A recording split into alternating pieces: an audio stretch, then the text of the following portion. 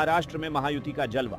17 में 16 सीट जीतकर रचा इतिहास। नासिक में बीजेपी बागी ने पलटा खेल। कांग्रेस उम्मीदवार का खाता भी नहीं खुला। महाराष्ट्र विधान परिषद यानी MLC चुनाव के नतीजे आ चुके हैं और इन नतीजों ने राज्य की राजनीति में बड़ा संदेश दे दिया है।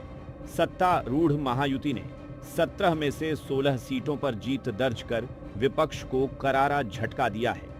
18 जून को हुए चुनाव के बाद 22 जून को जब नतीजे सामने आए तो महायुति का दबदबा साफ दिखाई दिया। हालांकि कहानी में एक बड़ा ट्विस्ट भी आया।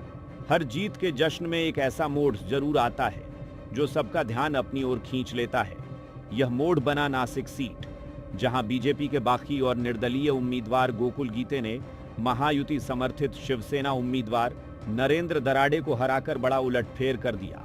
दिल या सपने टूटने या फिर कुर्सी छीनने पर मशहूर शायर मंजर भोपाली लिखते हैं कि इसी होने को तो किस्मत का लिखा कहते हैं। जीतने का जहां मौका था वहीं मात हुई। MLC चुनाव में क्या कुछ रहा खास बताएंगे इस रिपोर्ट में। कुल 618 वोट पड़े थे, जिसमें से 13 वोट अवैध घोषित हुए और जीत के लिए 303 वोटों का कोटा तय हुआ।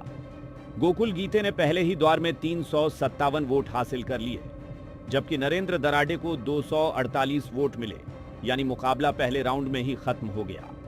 इस हार ने महायुति की बड़ी जीत के बीच एक सवाल भी खड़ा कर दिया कि आखिर बगावत कितनी भारी पड़ सकती है।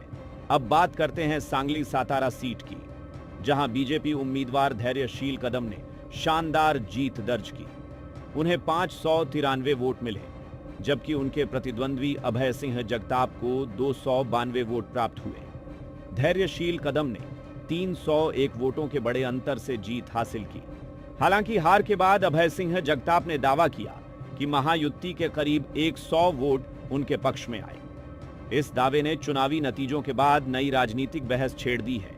उधर धाराशिव लातूर बीड़ सीट पर बीजेपी उम्मीदवार बसवराज पाटिल ने रिकॉर्ड जीत दर्ज की।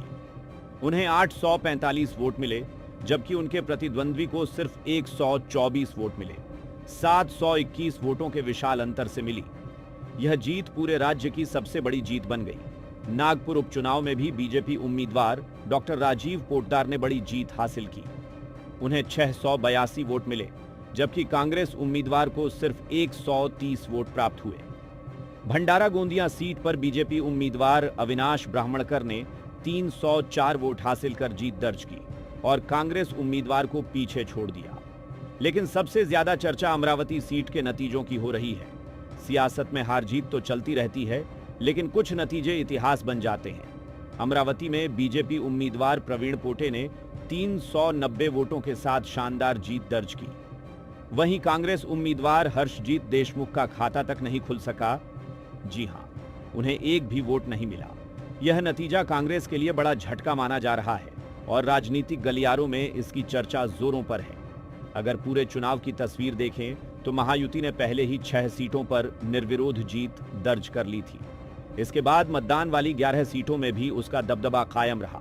इस चुनाव में भारतीय जनता पार्टी को सबसे ज्यादा फायदा हुआ और उसने 11 सीटें जीती, जबकि शिवसेना शिंदे ने 3 और नेशनलिस्ट कांग्रेस पार्टी अजित पवार की NCP ने 2 सीटें हासिल की।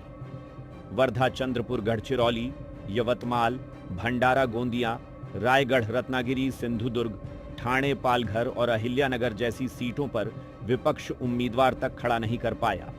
यही वजह है कि महायुति की यह जीत सिर्फ चुनावी जीत नहीं, बल्कि राजनीतिक ताकत का प्रदर्शन भी मानी जा रही है। वक्त की बिसात पर वही खिलाड़ी बाजी मारता है जो हर चाल सोच समझकर चलता है। 17 में से 16 सीटों पर जीत ने यह साफ संकेत दे दिया है कि महाराष्ट्र में फिलहाल महायुति की पकड़ मजबूत बनी हुई है। हालांकि नासिक में गोकुल गीते की जीत यह भी बता रही है कि राजनीति में सरप्राइज कभी खत्म नहीं होते। आज जश्न महायुति के नाम है, विपक्ष के हिस्से। सवाल तमाम है, लेकिन राजनीति का खेल ऐसा है, यहां अगली चाल में बदल जाते सारे अंजाम हैं और यही लोकतंत्र की सबसे बड़ी खूबसूरती भी है और सबसे बड़ा सस्पेंस भी। इन नतीजों से महाराष्ट्र की स्थानीय सेल्फ गवर्निंग इंस्टीट्यूशंस में महायुति की स्थिति और मजबूत हुई है। राज्य में होने वाले आगामी चुनावों से पहले इसे सत्ताधारी गठबंधन के लिए एक बड़ी राजनीतिक बढ़त के तौर पर देखा जा रहा है। आप इस पूरे मुद्दे को लेकर क्या सोचते हैं?